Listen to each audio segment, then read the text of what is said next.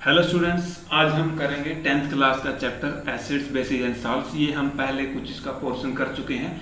आज इसका लास्ट वाला टॉपिक हमारा सिर्फ बचा हुआ है, जो मोर अबाउट साल्ट्स के बारे में है ना। उसमें से कॉमन साल्ट की प्रॉपर्टी और उसको यूज करके हम क्या क्या कंपाउंड बना सकते हैं, ये वेरी इंपॉर्टेंट टॉपिक है। इसलिए मैंने इसके लिए सेपरेट वीडियो बनाई है। ये पेपर के अंदर जरूर से जरूर आता है। इसके अंदर से कोई भी बोर्ड चाहे क्यों ना हो अपने इंडिया का, तो उसके अंदर पेपर के अंदर ही आता है।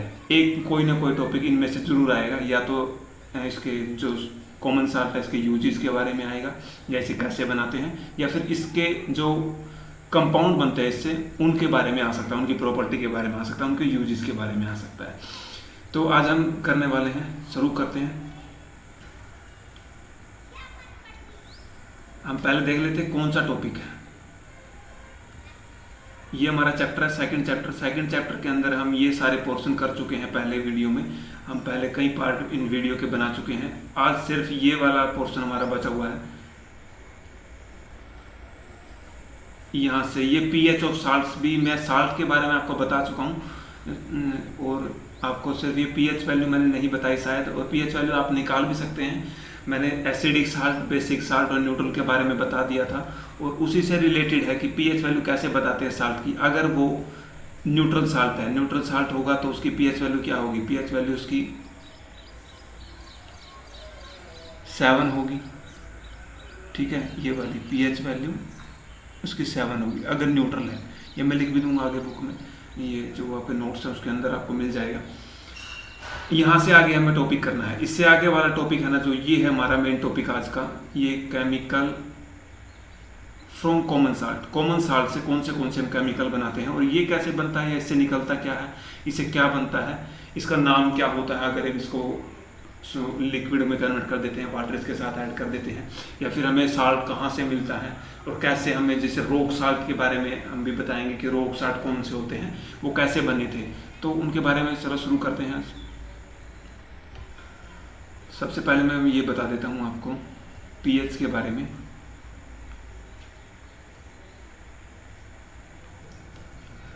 सबसे पहले पीएच के बारे में, पीएच मैं पहले बता चुका हूँ आपको। पीएच ऑफ साल्ट, पीएच का मैंने फॉर्मूला भी लिखवाया था, उससे एक रिलेटेड न्यूमेरिकल भी करवाया था। उससे हम पीएच कैसे निकाल सकते हैं किसी भी सॉल्यूशन का। तो साल्ट मैंने 3 तरीके के बताए थे आपको। एक तो होता है एसिडिक साल्ट,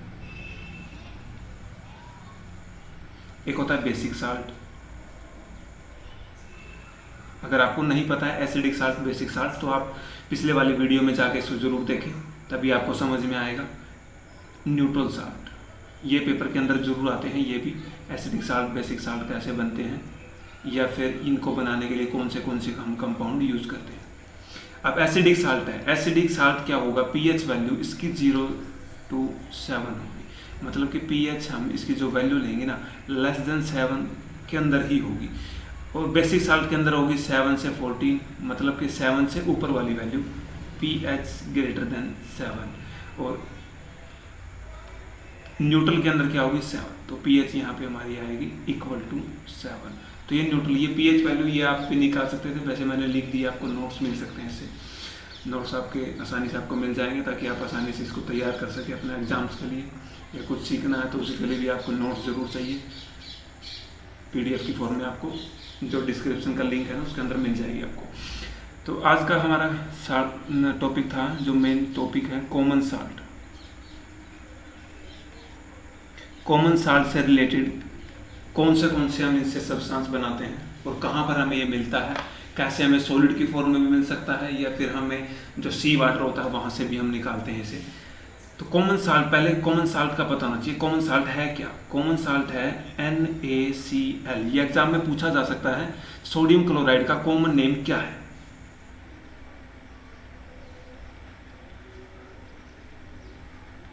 सोडियम क्लोराइड को ही हम कॉमन साल्ट कहते हैं।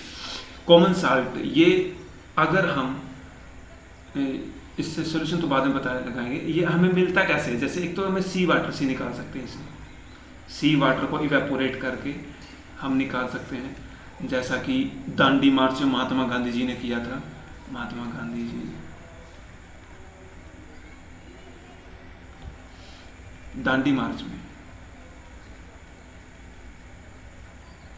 दांडी मार्च का मतलब है ये मार्च 1930 में किया गया था।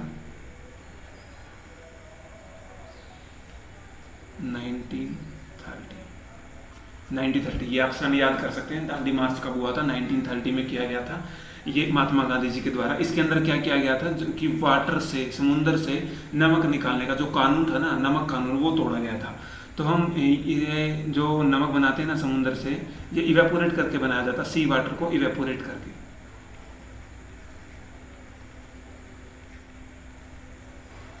इवेपोरेशन से हम साल्ट बनाते हैं। या फिर आपने देखा होगा कई बार जो ये रेडी वाले होते हैं ना, ये अपने उसके साथ नमक रखते हैं अपनी रेडी में, वो बड़े बड़े पत्थर से टाइप का, वो कौन सा होता है? उसे हम बोलते हैं रॉक साल्ट। और ये रॉक साल्ट बने कैसे हैं? तो पहले समुंदर हुआ करते थे, कई समुंदर सूख गए।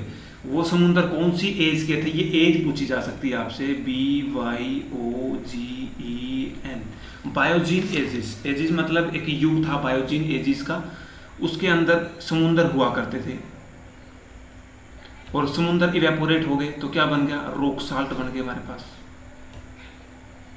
यहां से लिख देते हैं बाय इवेपोरेशन, ये बन गई बाय इवेपोरेशन। समुद्र सूखने से रॉक साल्ट बन गया। और रॉक साल्ट आज के टाइम पे हम माइंस की तरह खोदते हैं उसे, कोयले के अंदर से ये मिनरल्स, ये माइन से निकाला जाता है। Mines like mine of coal, जैसे कोयले की खदानों से निकाला जाता है कोयला, वैसे ही साल्ट की भी खदानें होती है, रॉक साल्ट, ऐसे निकाला जाता है। जैसे इंडिया में आप देखते हैं ना, नॉर्थ इंडिया में तो ये नमक आता है ना, इसे हम बोलते हैं कि पाकिस्तानी नमक है। पाकिस्तानी नमक का मतलब ये रॉक साल्ट की जो पहाड़ियाँ है ना, ये पाकिस्तान के अंदर बहुत ज़्यादा है, अपने इंडिया में तो बहुत कम है। तो ये हम वहाँ से मंगवाते हैं पाकिस्तान से, ये यूज़ किया जाता है। पाकिस्तान के अंदर भी मिनरल तो हैं, वो यूज़ करते भी इसका, वो इंडिया में बहुत सप्लाई करते हैं इसको। ये भारत का हर लोग इसे, हर आदमी, हर इंसान इसे यूज़ करता है। ये जैसे सेंधा नमक बोलते हैं ना जिसे, वो इसी से बनता है, रॉक साल्ट से। तो कॉमन साल्ट हमारे पास NaCl। इसको अलग कैसे किया जा सकता है? अगर हम इसको वाटर की फॉर्म में, मतलब इसके साथ वाटर ऐड कर दें और इसको अलग करें तो क्या क्या कंपाउंड हमें मिलते हैं इससे, तो वो देखते हैं हम। और उन्हीं कंपाउंड से हम आगे मिला के बहुत सारे कंपाउंड बनाएंगे, जो भी हमें प्रोडक्ट मिलेंगे ना, उन प्रोडक्ट को यूज़ करके। यहाँ पे हम ले लेते हैं NaCl को वाटर में ऐड कर दिया, प्लस वाटर, तो ये क्या बन गया? इसे हम बोलते हैं ब्राइन। ये नाम आपसे पूछा जा सकता है। जब भी हम NaCl के साथ वाटर ऐड कर देते हैं तो वो बन जाता है ब्राइन। इसको हम एक्वस सॉल्यूशन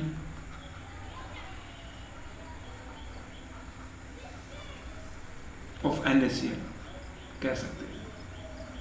मतलब NaCl को अगर पानी मिला देते हैं इसके साथ, वो ब्राइन बन जाता है। ये ब्राइन बना दिया हमने, और ब्राइन के अंदर हमने 2 रोड डाल दी ताकि इलेक्ट्रिसिटी पास कर सके इसके अंदर से। 2 रोड डाल दिए,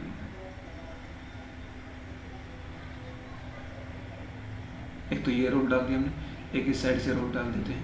एक कैथोड होगी, एक एनोड होगी। करंट को फ्लो होने के लिए एक पॉजिटिव चार्ज चाहिए, एक नेगेटिव चार्ज चाहिए, तो उसके लिए हम 2 रोड लगा देते हैं। ये रोड लगा दी, एक एनोड के लिए, एक कैथोड के लिए। तो यहाँ से हमने एक बड़ा टर्मिनल जोड़ दिया। बड़ा टर्मिनल कौन सा होगा? पॉजिटिव चार्ज के लिए, और छोटा होगा नेगेटिव चार्ज के लिए। मतलब कि यहाँ पर पॉजिटिव चार्ज है तो ये पॉजिटिव चार्ज वाला रोड होगा, और ये नेगेटिव चार्ज वाला रोड होगा। नेगेटिव चार्ज वाले रोड को हम क्या कहेंगे? नेगेटिव चार्ज वाला किसको अट्रैक्ट करेगा? पॉजिटिव चार्ज वाले को। और पॉजिटिव चार्ज किस आयन के ऊपर होते हैं? कैटायन के ऊपर होते हैं। तो कैटायन को अट्रैक्ट करने वाला कैथोड होगा, और एनायन को अट्रैक्ट करने वाला एनोड होगा। ठीक है, तो ये 2 रोड हमने लगा दी। तब जब भी हम इसका करंट ऑन करेंगे, यहाँ पे की भी लगा देते हैं, हमें जब जरूरत होगी तब हम लगाएंगे। ये की है हमारे। जब भी हम की को ऑन करेंगे तो इसके अंदर से करंट पास होगा। ड्यू टू इलेक्ट्रिसिटी ये जो सॉल्यूशन है ये टूट जाएगा, और इससे हमें जो कंपाउंड मिलेंगे, जो हमें प्रोडक्ट मिलेंगे, उन प्रोडक्ट को हमें ध्यान रखना है कि कौन से हमें प्रोडक्ट मिलते हैं। तो ये प्रोडक्ट आपको याद रखना है। जब भी हम NaCl को वाटर के साथ मिलाते हैं और उसके अंदर से इलेक्ट्रिसिटी हम पास करते हैं, ये इलेक्ट्रिसिटी इलेक्ट्रिसिटी हमने पास कर दी, तो क्या बन गया हमारे पास, एक तो बन गया सोडियम हाइड्रोक्साइड, जिससे मिला के जैसे एसिड और बेस को मिला के हमने ये बनाया था सोडियम क्लोराइड साल्ट बनाया था प्लस वाटर बनाया था। अब वही प्रोडक्ट वापस भी मिल जाएंगे हमें, इनको अलग करेंगे तो।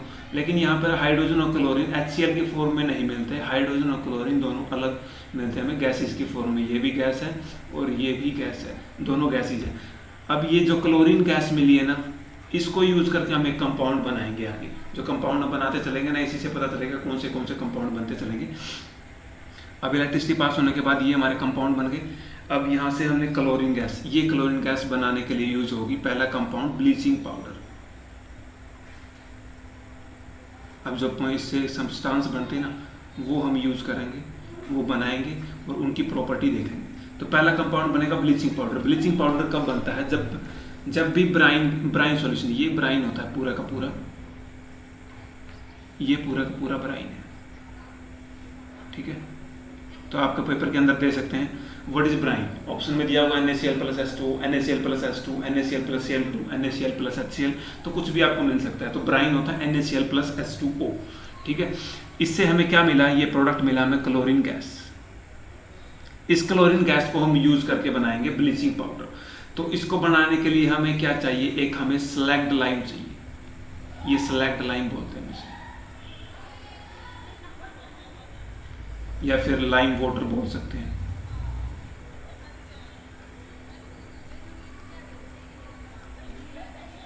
या फिर अगर इसका IUPAC नेम देखते हैं तो कैल्शियम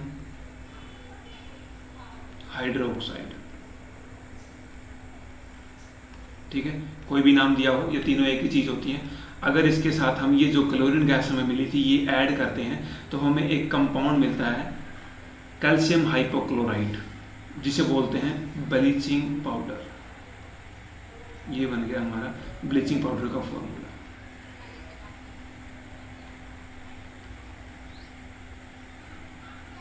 इसका IUPAC नेम होता है कैल्शियम हाइपोक्लोराइड।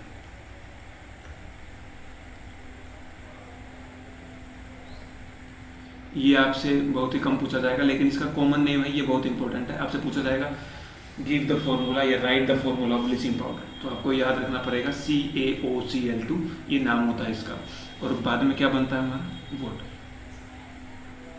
ठीक है। तो ये आपको कंपाउंड याद रखना। अब ब्लीचिंग पाउडर आपने सुना होगा कि आप ब्लीच करवाई है किसी ने, लेडीज ज़्यादा करवाती हैं, गर्ल्स ज़्यादा करवाती हैं, तो ये किसके अंदर यूज़ किया जाता है, एक तो यूज़ किया जाता है ये कॉस्मेटिक्स में, या हम लिख सकते हैं कलर करने के लिए, हेयर के लिए, इंडस्ट्री में यूज़ कर सकते हैं। जैसे कागज़ देखे होंगे आपने, जो कागज़ बनते हैं ना, कागज़ के अंदर हम कलर डालते हैं। कागज़ कई तरीके के देखोगे, कोई येलो कलर का होता है, कोई रेड कलर का होता है, तो कलरफुल बनाने के लिए हम उसके अंदर कलर डालते हैं। तो कलर किस प्रोसेस से डाला जाता है, ये ब्लीचिंग पाउडर उसके अंदर ऐड किया जाता है। तो ये किया जाता है, एक तो यूज होगा ये केमिकल टेक्सटाइल इंडस्ट्री के अंदर, टेक्सटाइल इंडस्ट्री, कपड़े के अंदर भी हम डाल सकते हैं, ये क्लॉथ इंडस्ट्री, टेक्सटाइल इंडस्ट्री, या फिर पेपर इंडस्ट्री के अंदर, पेपर के अंदर भी कलर डालते हैं अपन। तो ये इनके अंदर यूज होता है कलर डालने के लिए। या फिर आपने सुना होगा क्लोरिनेशन, मतलब कई बार आप सप्लाई का पानी देते हैं ना, उसमें से बदबू आती है, स्मेल सी आती है उसके अंदर, वो स्मेल जब आती है ना, उसका मतलब उसके अंदर ब्लीचिंग पाउडर डाला गया है। तो ये ऑक्सीडाइजिंग एजेंट का भी काम करता है और क्लीनिंग करने का भी काम करता है, for killing germs of water.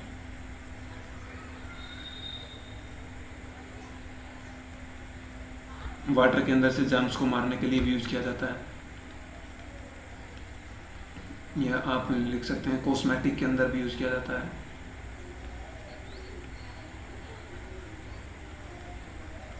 और कौन से में, ये सबसे इम्पोर्टेंट पार्ट है इसका, ये ऑक्सीडाइजिंग एजेंट का भी काम करता है। ये कई बार जो जॉब के एग्ज़ाम देते हैं ना, आप जब भी जॉब का एग्ज़ाम देंगे तो उसके अंदर ये पूछा जा सकता है कि एक कंपाउंड दिया होगा, ऑप्शन के अंदर दिया होगा कि ये बताओ कि इनमें से ऑक्सीडाइजिंग एजेंट के रूप में कौन सा सब्सटेंस आप यूज कर सकते हैं। तो ये ऑक्सीडाइजिंग एजेंट का भी काम करता है। ऑक्सीडाइजिंग एजेंट मतलब ये अगर किसी सब्सटेंस में ऐड कर दे तो उसके अंदर ये ऑक्सीजन को ऐड करने का काम करता है, ऑक्सीडाइजिंग एजेंट। ठीक है, तो ये होगा हमारा पहला सब्सटेंस। दूसरा सब्सटेंस बनाते हैं। दूसरा सब्सटेंस है बेकिंग सोडा।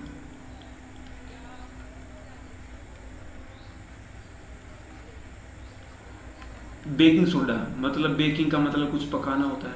तो ये जैसे आपको पकोड़े बनाने हैं, आपको छोले भटूरे बनाने हैं, या फिर पेटीज बनानी है, या फिर बर्गर बनाना है, तो उसके अंदर ये डाला जाता है बेकिंग पाउडर, पकाने के लिए, उनको फुलाने के लिए। जैसे डफ देखा होगा ना, डबल रोटी देखी होगी, वो फुली हुई होती है। वो किसकी वजह से फुली होती है? जैसे भटूरा फुला हुआ देखा होगा, वो भी बेकिंग सोडे की वजह से फुला हुआ होता है। उसको बनाने के लिए हमें कौन से सब्सटेंस चाहिए? जैसे एक तो हमें NaCl प्लस वाटर, ब्राइन ही चाहिए, जो सॉल्यूशन हमारा था। ये ब्राइन यूज़ करेंगे NaCl के साथ वाटर ऐड करके। और लेकिन बेकिंग सोडा होता है फुलाने के लिए, उसके अंदर कार्बोनेट होता है, और कार्बोनेट को बनाने के लिए हमें कार्बन डाइऑक्साइड ऐड करनी पड़ती है, और एक होता है अमोनिया। इससे बनेगा हमारे पास NaHCO3। ये होता है बेकिंग सोडे का फॉर्मूला।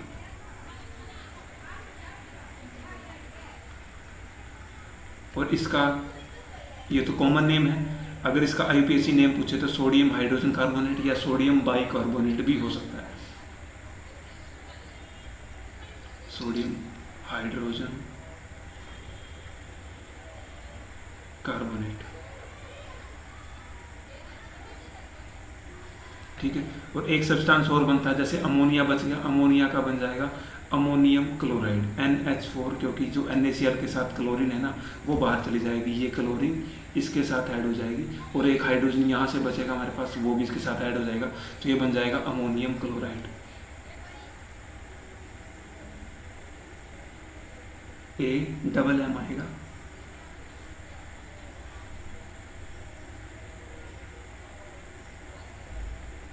Ammonium chloride.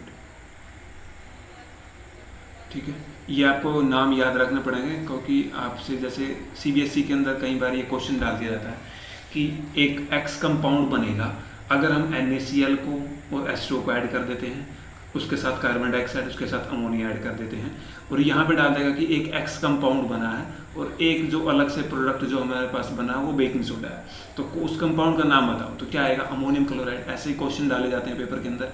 या फिर ये डाल देगा कि ये अमोनिया, जो प्रोडक्ट आपके बने हैं ना, वो बेकिंग सोडा बना है और अमोनियम क्लोराइड बना है, तो आपको जो प्रोडक्ट बनाने हैं या जो रिएक्टेंट थे आपके, वो बताओ कि आपके रिएक्टेंट क्या थे जिनको ऐड करके आपको ये मिले हैं, ये दो प्रोडक्ट। ठीक है, अब आपको ये बेकिंग सोडा मिल गया। बेकिंग सोडे का क्या क्या यूज होता है ये आपको पता होना चाहिए। यूजेज आपसे पूछे जाते हैं। यूजेस कहाँ कहाँ पर यूज हो सकता है? एक तो ये इसके अंदर कार्बन डाइऑक्साइड होती है, और कार्बन डाइऑक्साइड यूज होती है आग को बुझाने के लिए, तो ये फायर एक्सटिंग्विशर में यूज किया जा सकता है, in fire extinguisher. Extinguisher EXTINGUISHER,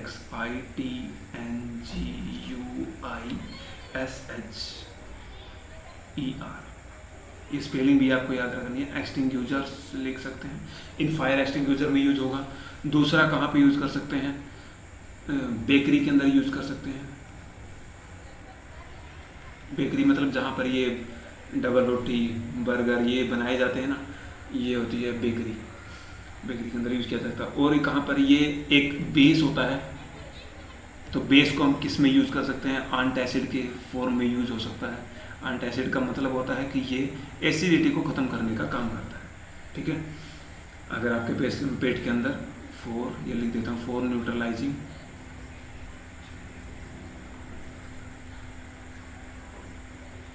acidity in stomach, तो स्टमक के अंदर से एसिडिटी को कम करने का भी ये काम करता है, न्यूट्रल करने का काम करता है। तो ये आपको यूज याद रखने थे। अगर इस सब्सटेंस को आप हीट कर दें, ठीक है, आपसे ये एक रिएक्शन भी पूछी जा सकती है, जैसे आपको पता है ये फायर एक्सटिंग्विशर के अंदर यूज होता है। फायर एक्सटिंग्विशर के अंदर यूज होता है, तो ये इसके अंदर से कार्बन डाइऑक्साइड निकलती है। कार्बन डाइऑक्साइड निकलेगी तो वो कैसे निकलेगी? अगर इसको हम तोड़ दें तो इसके अंदर से, जब भी कार्बोनेट को तोड़ते हैं हम, कार्बोनेट के टूटने से कार्बन डाइऑक्साइड निकलती है। एक आपसे कहा जा सकता है कि अगर हम इसके साथ एसिड ऐड कर दें, एसिड कोई भी हो सकता है, तो उसके पास H पॉजिटिव आयन होगा। H पॉजिटिव आयन वाला अगर कोई एसिड ऐड करते हैं तो ये, जब ये मैंने बताया अगर कोई भी कार्बोनेट टूटता है तो कार्बन डाइऑक्साइड तो जरूर बनेगा। और क्या निकलेगा इसके अंदर से, हाइड्रोजन है और ऑक्सीजन है तो वाटर भी बनेगा। और यहाँ पर हमें क्या बनेगा, Na, एक तो सोडियम बन गया, और उसके साथ कोई भी एसिड का कंपोनेंट होगा हमारे पास वो ऐड होगा तो हमें ये साल्ट मिलेगा, और वो साल्ट के अंदर हमें सोडियम का कंपोनेंट जरूर मिलेगा। तो यहाँ पर हम लिख सकते हैं सोडियम साल्ट।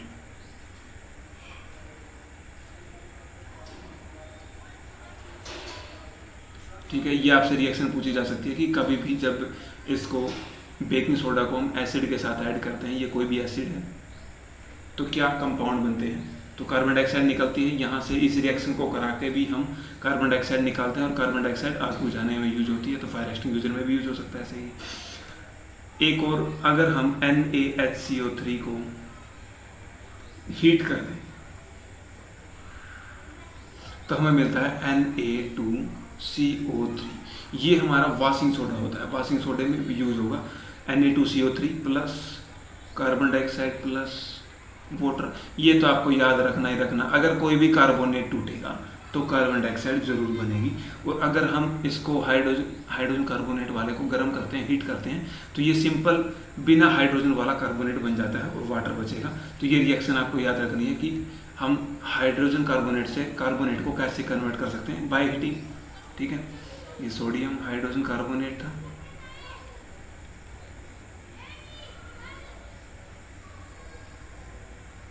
ये इसका साफ से लिखते हैं,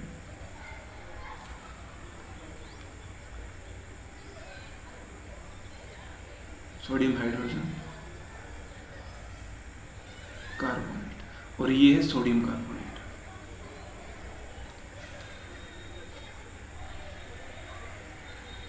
ठीक है, और ये कार्बन डाइऑक्साइड फायर एक्सटिंग्विशर आग को बुझाने में यूज होती है, और वाटर मिलेगा यहाँ से। नेक्स्ट कंपाउंड है हमारा वाशिंग सोडा। ये वाशिंग सोडे में यूज होगा, ये वाशिंग सोडा बनाता है। वाशिंग सोडे का अगर आपसे फॉर्मूला पूछ ले तो ये वाशिंग सोडा ही है।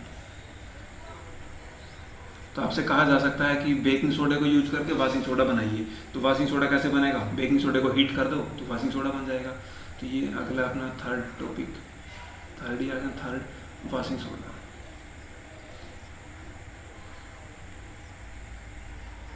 ये आएगा वाशिंग सोडा। वाशिंग सोडा क्या होगा, Na2CO3 से बनेगा, लेकिन ये क्रिस्टल की फॉर्म में होता है। क्रिस्टल की फॉर्म में होने का मतलब है इसके अंदर वाटर के मॉलिक्यूल ऐड होंगे, और वो कितने होंगे ये आपको याद रखना पड़ेगा, 10 वाटर मॉलिक्यूल होंगे। तो अगर इनको ऐड करते हैं तो Na2CO3.10H2O, ये बन गया हमारा पूरा वाशिंग सोडे का फॉर्मूला। कंप्लीट फॉर्मूला ये होता है। अगर आपको क्रिस्टल की फॉर्म में नहीं दिया हो तो आप फिर ये यूज कर सकते हैं। तो वाशिंग सोडे का क्रिस्टल की फॉर्म में होता है कि जैसे आपने देखा होगा, सरफ देखा होगा, जो ये आता है एरियल का आता है, ये किसी भी तरीके का आता है, तो वो दानेदार की फॉर्म में होता है, दाने दाने से होते हैं उसके छोटे छोटे, तो वो दाने होते हैं क्रिस्टल। तो वो क्रिस्टल बनता कैसे है, पहले Na2CO3 को हम वाटर के साथ ऐड करेंगे और उसको हीट कर देंगे, हीट करने से क्रिस्टल बन जाता है। ठीक है, तो आगे चलते हैं। ये आपको नाम पता चल गया होगा, सोडियम कार्बोनेट और वाटर, और ये सोडियम कार्बोनेट इसके साथ 10 वाटर की मॉलिक्यूल। अब इसके यूजेस देख लेते हैं, यूजेस क्या होते हैं। वाशिंग सोडा कहाँ कहाँ पे यूज हो सकता है। अब एक तो हमने ये पढ़ा था कि जो ब्लीचिंग पाउडर होता है ना, वो कलर डालने के लिए यूज होता है, लेकिन अगर कलर निकालना हो तो किसी का, तो क्या यूज करेंगे, तो फिर वाशिंग सोडा यूज करेंगे। तो पेपर इंडस्ट्री के अंदर ये भी यूज हो सकता है। तो पेपर के अंदर आपसे ये पूछ सकते हैं, पेपर जो एग्जाम है ना उसके अंदर, पेपर वो ये लिखने वाला पेपर नहीं, एग्जाम के अंदर आपसे ये पूछ सकते हैं कि 2 ऐसे कंपाउंड बताओ कि जो पेपर इंडस्ट्री के अंदर यूज होते हैं।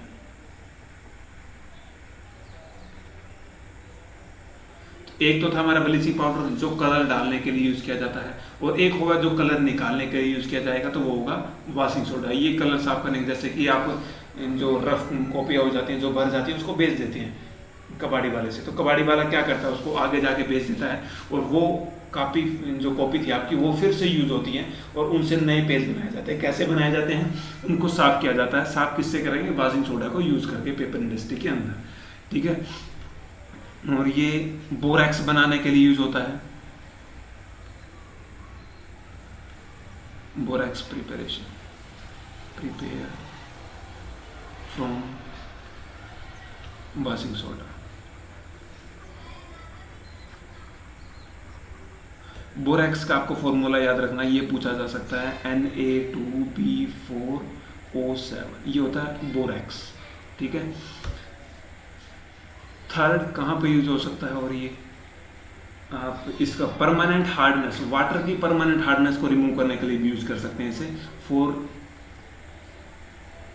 रिमूविंग, रिमूविंग मतलब खत्म करना,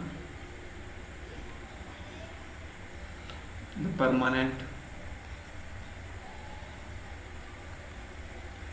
हार्डनेस ऑफ वाटर। दो तरीके के वाटर होते हैं हमारे पास, एक हार्ड वाटर होता है, एक सॉफ्ट वाटर होता है। ठीक है। हार्ड वाटर वो होता है जिसमें जो सर्फ होता है ना, सिर्फ वो झाग बनाता है, जो वो बनते हैं ना ऊपर बुलबुले से बनते हैं, वो झाग बोलते हैं उसे, मिसल्स फॉर्मेशन होती है, वो बनता है सिर्फ सर्फ में, हार्ड वाटर के साथ। लेकिन जो साबुन होता है ना, वो नहीं बना पाता। ये आपका फोर्थ चैप्टर के अंदर आएगा, जहाँ पर आप कार्बन के कंपाउंड्स के बारे में पढ़ेंगे, वहाँ से आपको बताएंगे कि हार्ड वाटर, सॉफ्ट वाटर, और एक और होता है जो D2O, ड्यूटेरियम ऑक्साइड। ठीक है, वो रेडियो एक्टिव वाटर होता है, ड्यूटेरियम। वो किसके अंदर आएगा वो वाटर, जो आपने ये बम वगैरह सुने होगा ना, एटॉमिक बम बनाए जाते हैं, उसके अंदर जो रिएक्टर होते हैं, न्यूक्लियर रिएक्टर होते हैं, उनके अंदर इस वाटर को यूज किया जाता है, जो D2O वाला वाटर होता है। तो वो आपको पढ़ने की जरूरत नहीं है, आपको हार्ड वाटर, सॉफ्ट वाटर के बारे में फोर्थ चैप्टर के अंदर बताया जाएगा। इस चैप्टर में आपको बस इतना याद रखना कि ये रिमूव करने के लिए होता है परमानेंट हार्डनेस। ठीक है। आगे चलते हैं फोर्थ। ये सब्सटेंस तो हमारे खत्म हो चुके हैं, अब हमें ये बताना है कि जो क्रिस्टल होते हैं,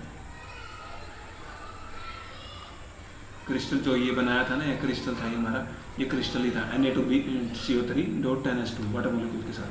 ये ड्राई होते हैं या नहीं होते, रियली ड्राई और नॉट। तो ये आपसे क्वेश्चन पूछा जाता है, जो क्रिस्टल होते हैं ना, वो ड्राई होते हैं या नहीं होते। जैसे आप ऊपर देख रहे हैं, जैसे कि मैं लिख देता हूँ यहाँ से, Na2CO3.10H2O। आप देख रहे हैं कि इस फॉर्मूले के अंदर 10 वाटर के मोलिक्यूल है, तो ये वेट होना चाहिए, ड्राई तो नहीं होना चाहिए।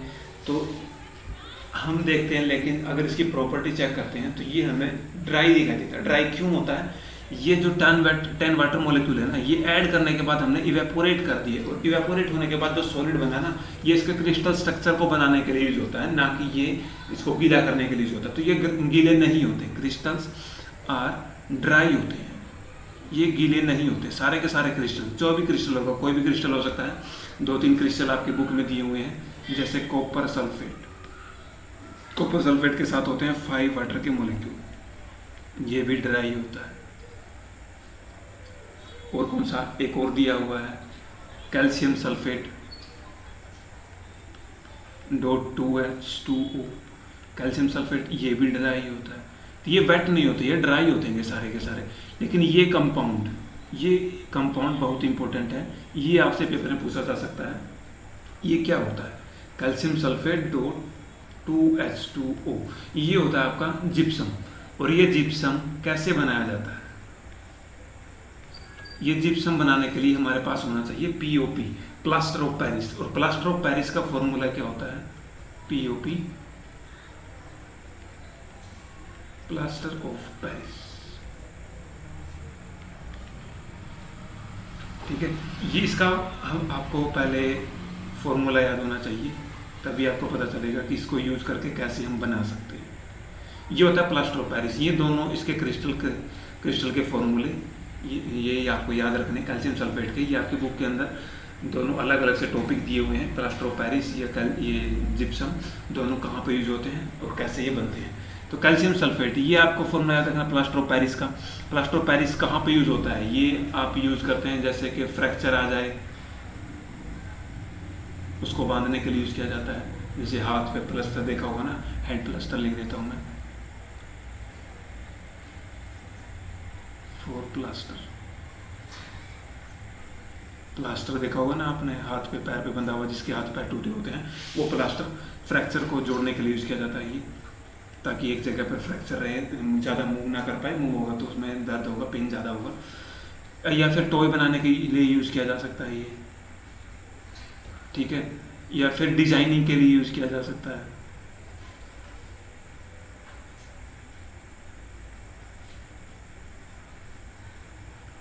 डिजाइन की यही होती है DESIGN। डिजाइनिंग में यूज किया जा सकता है, जैसे आपने आपके घर में देखा होगा डिजाइन निकाले जाते हैं जो सीलिंग के अंदर, वो इसी से निकाले जाते हैं, ये POP से, ठीक है, प्लास्टर ऑफ पेरिस। और प्लास्टर ऑफ पेरिस को यूज करके आप जिप्सम बना सकते हैं। कैसे बना सकते हैं? इसके अंदर अगर आप हम इसके अंदर 1.5 मोलेक्यूल वाटर के ऐड कर देते हैं। 1.5 मोलेक्यूल मतलब 3/2, 1.5 वाटर मोलेक्यूल।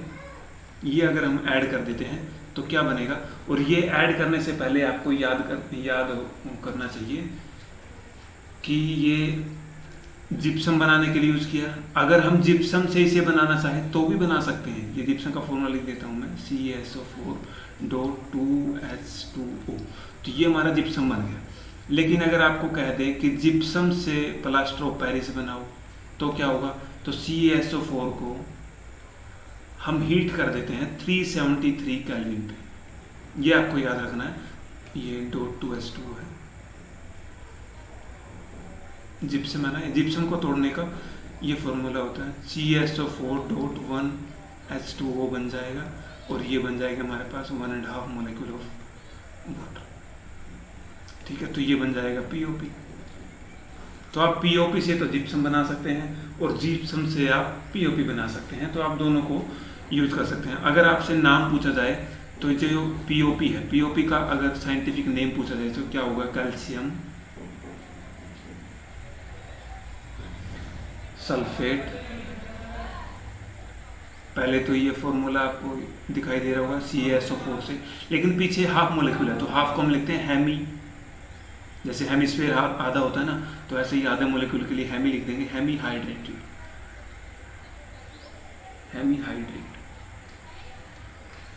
ठीक है। ऐसा ही जिप्सम का फॉर्मूला है, तो जिप्सम वाला फॉर्मूला हमारा, इसको क्या लिखेंगे? कैल्शियम। इसके अंदर 2 मोलेक्यूल है हमारे पास, तो 2 मोलेक्यूल वाले को हम क्या बोलेंगे? ये डाईहाइड्रेट होगा, ठीक है। तो कैल्शियम डाईहाइड्रेट,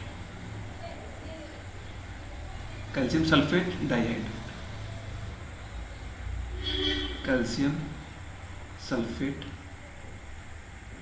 डाईहाइड्रेट। डाईहाइड्रेट का मतलब 2 मोलेक्यूल वाटर के इसके अंदर ऐड किए गए हैं। अब आप POP के तो यूज देख चुके हैं, लेकिन अगर जिप्सम का यूज पूछ ले आपसे, जिप्सम कहाँ कहाँ पे यूज होता है? जिप्सम एक तो सीमेंट की फैक्ट्री में यूज किया जा सकता है, आपने देखा होगा जिप्सम का यूज किया जाता है सीमेंट बनाने, सीमेंट में ऐड करते हैं। या फिर आप सोइल के अंदर इसकी फर्टिलिटी को बढ़ाने के लिए आप खेत में भी यूज कर सकते हैं, मतलब यूरिया में यूज कर सकते हैं आप इसे, ठीक है। तो ये आपको इसके यूजेज याद रहने पड़ेंगे। ये जितने कंपाउंड आज हमने पढ़े हैं ना इस वीडियो के अंदर, ये बहुत ही इंपॉर्टेंट है, आपके पेपर में जरूर आता है एक ना एक। तो यहाँ पर ये हमारा जो टॉपिक था, जो सेकंड चैप्टर था हमारा कंप्लीट हो चुका है। सिर्फ क्वेश्चन बचे हैं, क्वेश्चन के लिए हम अलग से वीडियो बनाएंगे। जो चैप्टर का था हमारा, जो पूरा चैप्टर था, हम एक्स्ट्रा भी इसके अंदर कर चुके हैं, इससे बाहर कुछ नहीं आएगा। जो आपका NCERT के अंदर से ही पेपर बनता है, कोई बोर्ड का है जैसे स्टेट बोर्ड है तो उसके अंदर तो पूरा NCERT से ही आता है, लेकिन इसके अंदर जो CBSE के अंदर थोड़ा सा एक्स्ट्रा पूछा जाता है, वो एक्स्ट्रा भी हम इसके अंदर कर चुके हैं। इससे बाहर कुछ नहीं आता। ऐसा ही होगा, जो कुछ बनाना होगा आपको, थोड़ा सा फॉर्मूला चेंज कर सकते हैं, लेकिन बनाने ऐसे ही होंगे। तो आपका चैप्टर कंप्लीट हो चुका है। अगर आपको कोई दिक्कत है तो आप पूछ सकते हैं, कमेंट कर सकते हैं। जो भी आपकी प्रॉब्लम होगी हम उसे पूरी सॉल्व करने की कोशिश करेंगे। थैंक यू, बाय बाय, जय हिंद।